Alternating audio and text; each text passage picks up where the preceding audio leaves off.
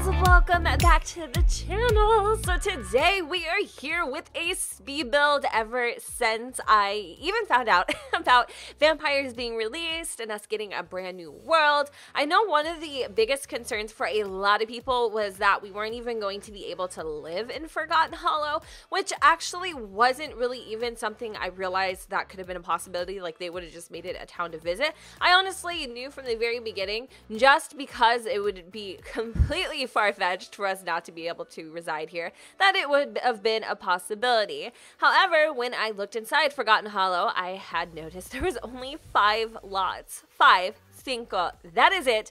And you know, I kind of was thinking sort of what would be something that I would get a lot of use out of, or I think would be a lot of fun for a lot of people in Forgotten Hollow. And why not create a supernatural hotspot, a place where you can go to the Mystic Pub and you can grab a couple drinks, you maybe share a Plasma Jane with your buddy, whatever the situation is, lure in some immortals who are curious about this novelty and whatever your heart desires. So I knew from the very beginning I wanted to create a supernatural pub. So I gained a little inspiration from Sims 3.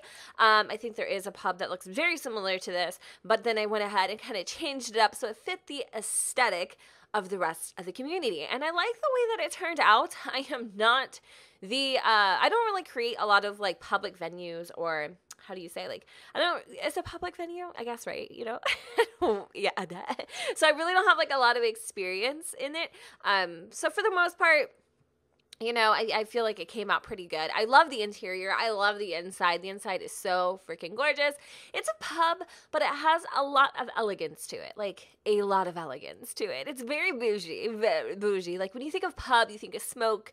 You think of dive. You think of... Do you think of that? Do I think of that? When I think of a pub, like, when I used to live... in this really small town, I think I told you guys about this before, Issaquah. There's like this pub on Front Street, and it is literally a dive. Like, I walked in there once. Oh my god, I should tell you this story. Okay, well, it's relevant, right? Because this pub. Okay, anyway. So me and my friend at the time, we were really good friends. Like, she was my only best friend, right? And we used to always love going out. I was probably around 21, 22, maybe even 23. I was definitely about 22. I had to be somewhere in there.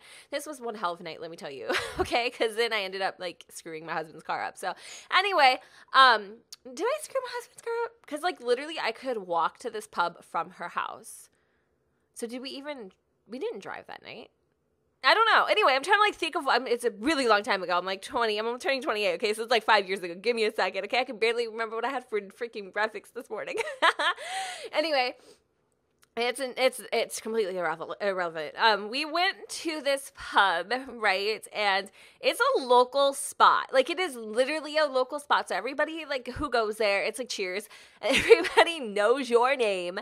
And there's a lot of, you know, forgive my speech, but weirdos. And what classifies a person as a weirdo, Jen? Don't play coy with me. You know a weirdo, like a weirdo when you know a weirdo. Come on.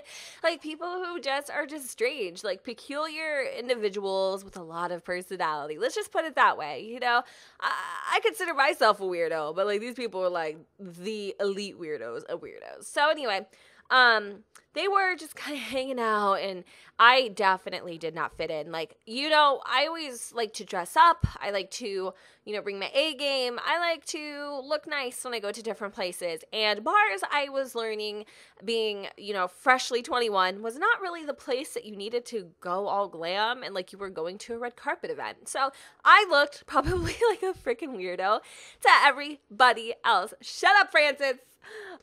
Seriously, I probably looked very strange. And I definitely stood out, and so did my friend.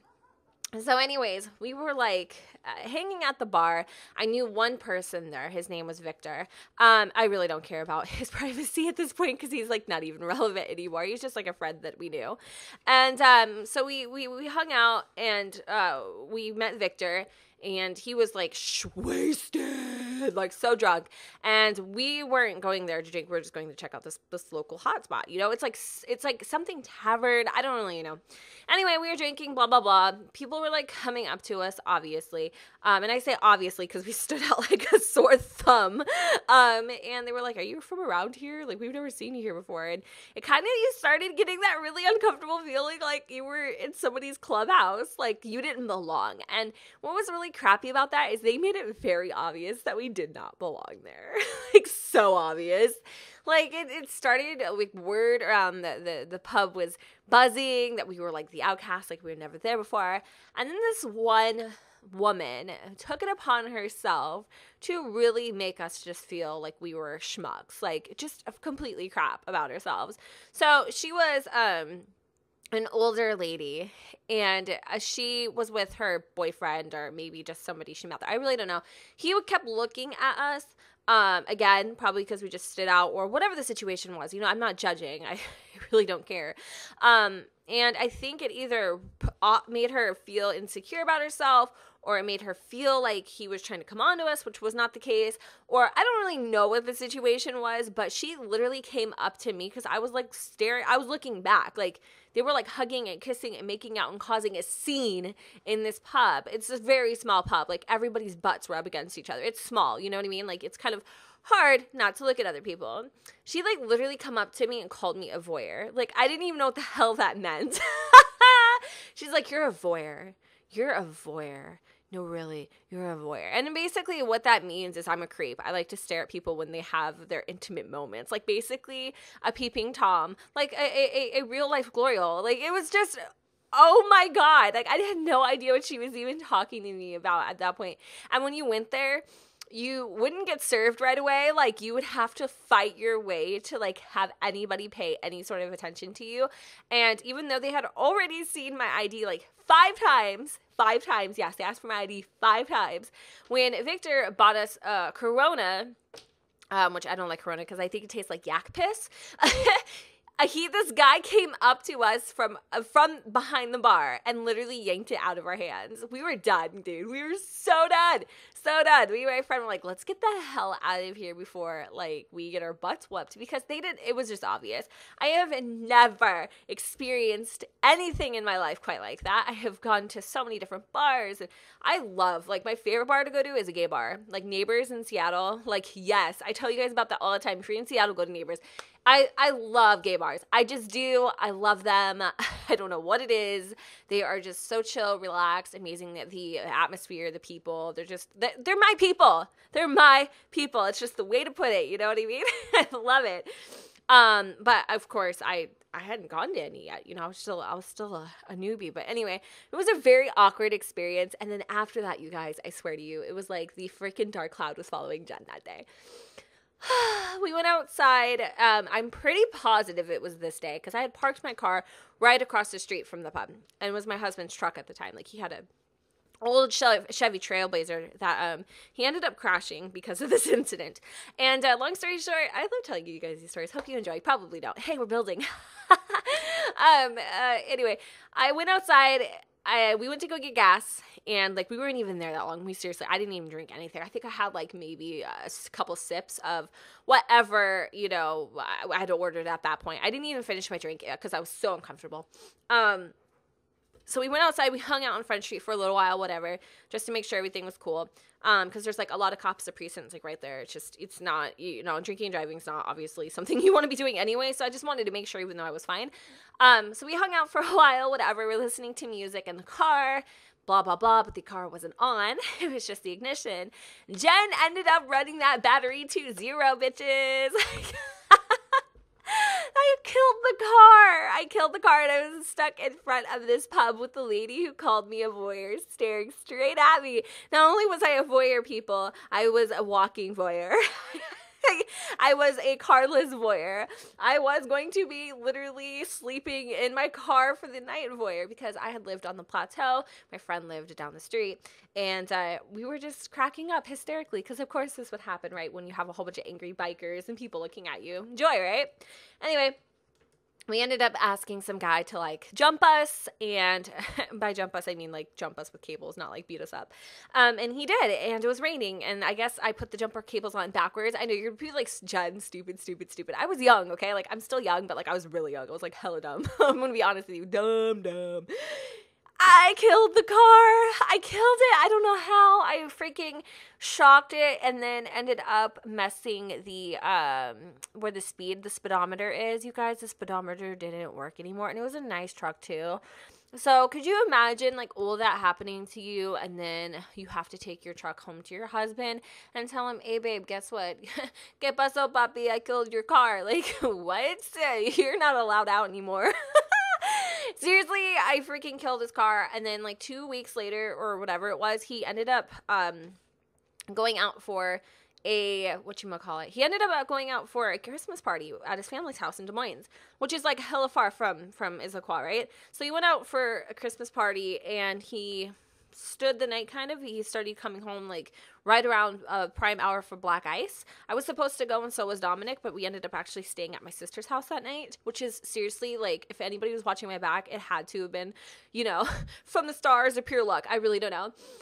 He ended up totaling the car. He ended up flipping it 3 times on the interstate as he was trying to get onto the freeway. He hit black ice when he was going onto the ramp, slammed into the wall barrier, flipped the truck 3 times. The whole entire top of the truck was compressed down. The windshield was blown out. The sunroof was blown out. My window, I think it was my window, I'm pretty sure, or it was Dominic's window on the passenger side, were completely blown out, and the doors were welded shut. So I often think to myself, and Dominic's car seat got ripped from the force out of the holsters. I often think about that moment, you guys. Like, it seriously amazes me how, like, a chain of events, how me and my friend deciding to go to a bar ended up to my husband totaling his truck. He actually walked away completely unscathed. A couple scratches, that was it. Which is really crazy to me. So anyway, the reason why he ended up, I guess, he actually got a ticket, and it ended up being his fault, I think, under the laws of the interstate, because he was driving too fast for conditions, but he was just trying to, you know, accelerate to go onto the interstate, but he couldn't see exactly how fast he was going, because I don't know how to jump a car, and I seized his speedometer. So that is my long 12-minute story, how I went into a tavern, and it turned out to be a freaking rollover situation. Like, what? I know. Seriously, I swear to you, I have like the worst luck of life. Like, if it's gonna happen to somebody, it's gonna happen to me. It is, and I will be the bitch to tell you all about it. I will. I truly will. So, what do you think about this build, guys? Mystic Pub. I really love the bottom, right? Like, the bottom looks freaking fantastic. So, and the reason why I'm like telling you my life stories is because I like to share with you guys stuff, and not to mention it's a 20-minute video. Like, what the freaking hell are we gonna talk about? Like, hey, you know, I'm placing a chair here, I'm making a mess there. Let's just, you know, glorify over the fact that I have 0 building skills. Like, no, I'm good, thanks. I'd rather tell you about the time that I basically got called a creep in a bar. Hey, but that won't happen here at the Mystic Pub, because weirdos, creeps, and voyeurs are all allowed. Although there's really nowhere to get your freak on here, I'm just saying. But, you know, I did want to go ahead and use some of the brand new vampire treats, just to kind of, you know, make this place a really, you know, a hot spot for the supernaturals, aka vampires. I seriously love the interior. It kills me. I really tried to keep using other packs to an absolute minimum. So the only thing that I really did use is some dine out stuff. I tried, like I said, to just really minimize any extra influences. I think I might use a couple things from Get Together, like really very minimalistic things. So if you do decide to go ahead and download this, you really won't have to replace much, if anything. You know, maybe there's the bar tables. I really love those high tables for bars. Like, I wish we could get some of those, you know, like the higher stool tables. They just look really good in bars. And then for the upstairs, I kind of made it like a really kind of chill place where you could throw a party. There's the organ up there. You can hire an organist. You could, you know, have your little vampire plot clan, whatever, bring some snacks, treats. I don't know. Whatever you decide to do upstairs, it's just a great location to do it at. I also put in the new fireplace, which is an awesome way to look at this.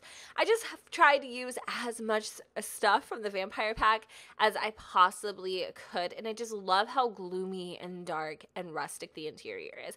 The exterior is trying to match the rest of the city or the town, which I think it does really good, but the interior is definitely where it's at. Even though it's a pub, it kind of gives you that feel of you walking into someone's home almost. The bathrooms suck. The bathrooms are just crap, but I mean, it's fitting, right? So why not?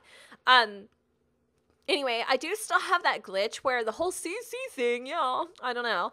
I don't have CC on the slot, in case you're wondering. So just make sure that when you do go and download this, it's going to be under the Mystic Pub and just under the Advanced tab, click it, custom content, good to go, whatever, install it, and you'll be fine.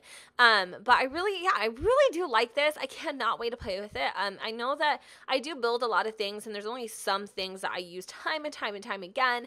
One of the other creations that is my absolute favorite is the Freezer Bunny ice cream store. I use that seriously all the freaking time. Whenever I want my Sims to get some ice cream. I was going to put this sign in front of the pub. See, I don't really know if I like it though, because I feel like this town is so keen on aesthetics and being bougie and just classy that kind of is just, I don't know, it seems a little gaudy for, well, no, I guess their whole aesthetic is gaudy, isn't it? I don't know. Just seemed a little too much. That's just me. But yeah, we're kind of just wrapping up this build here. I do have the wraparound deck. There's a little space. You could probably put some benches or whatever. There's a couple chairs and tables on the back end where you can just kind of hang out, maybe if you want to get away from the hustle and bustle of the bar life. I do have alternative music playing inside the venue, in case anybody's wondering. But of course, you're free to change that up. I wanted to go ahead and take advantage of all the cool little details and roof knickknacks, so I decided to put in these little gargoyle things, and then I wanted to play with these, but I was like looking around the city and realizing these are for really like high peaked roofs, but I don't know how to create, like, if you guys look to the left, there's like a house with a really high peak and it's like flat on top. I don't know how to get that kind of a roof in The Sims 4. I don't know what I'm doing wrong. So I'm just playing with some stuff here, like literally just playing. I don't know how I feel about it, but the last really, I guess, couple parts of this video are me just really kind of roughening up the exterior of the building. I wanted to use a lot of the overgrown bushes and a lot of the overgrown trees and just everything else. There I am saving the Mystic Pub. And also inside I do have kind of like red lighting set as a default, but of course you can do whatever color your heart desires. I feel like with the way that it looks, red just kind of sets it off and makes it look the most appealing to me. Although I was really going for maybe more purpley vibe, it doesn't matter. Like, you can play with it, change it up, switch it out, take stuff away, add it, I don't care. Like, literally, these are templates for you guys to have a lot of fun. And like I said, just have something extra in Forgotten Hollow, because otherwise you're going to forget about it, because there ain't really much there, except for some houses and, you know, that kind of thing. But I'm really excited, really quick to talk about Springstons, because seriously, I never really realized how much you guys love that freaking family. Until they weren't, like, around anymore for a while. Like, I get questions, I mean, at least 20 or more a day. Where are the Springstons? When are they coming back? Blah, blah, blah. So, now that I know everything pretty much there is to know, or at least the core properties of the Vampire Game Pack, I'm able to really sit down and start plotting and planning my return of the Springstons. I really want to think outside the box. I need some time to sit down and think about it. I do have at least a couple series that I need to end first, or at least one, if anything. I'm really trying to end the Black Widow. It's not that I don't enjoy that LP anymore. I do. I just feel like story-wise, it's kind of limited. And whereas Springstons or, you know, the Island Challenge is kind of I either like super structured challenges to where like it completely allows me to have a story, or I really like very loose challenges like Legacy. It's weird. Like, that's why I love the Bachelor Challenge. It's pretty freaking straightforward, you know? I don't know. So Black Widow is something I'm going to try to tie up pretty soon. Hopefully, either way, it doesn't matter. I'm going to be having the Springstons come back at the end of February. I really just need to sit down, plot and plan, start getting my noodle kind of going, that's my laundry thingy, for their return, because I miss them. And with this new vampire thing, I'm already getting vibes. I already kind of know where this is all gonna go, and I don't know if you guys are gonna like it because it's probably not what you're thinking, but I think that is what's gonna make you guys not like it but love it. So I promise you, I will do you well. You know me, you know me, you know how we do up here. I'm just playing, and I think that's about it. So I'm gonna go ahead and wrap up this speed build. I had so much fun telling you about my crazy freaking wacky stories, and if you want to call me a creep and a voyeur, that's totally fine. Like, you know, at least you know where, at least we'll know where it came from in what video. Anyways, guys, I love you so much. I want to thank you on 250,000 supporters. Oh my goodness, like, girl, freeze. I love you. I love you guys so much. You just are so amazing. Oh my goodness. Okay. All right. Well, I'm going to go ahead and wrap it up. Thank you so much for watching. Don't forget to go ahead and comment, rate, and subscribe. Let me know what you think in the comments down below. The sun does not shine. And hey, I will see you all next time. Bye, guys. I was told it was urgent. Come see me tonight. In the circle we're flirting and we dance for hours. She knew that she had me, but I didn't realize I'm sleeping with a vampire. Got lost in the city when we drove through the night. Stopped by in an alley and she kissed me wild. She knew that she had me, but I didn't see it now. I'm sleeping with a vampire. When morning has come, she's always gone.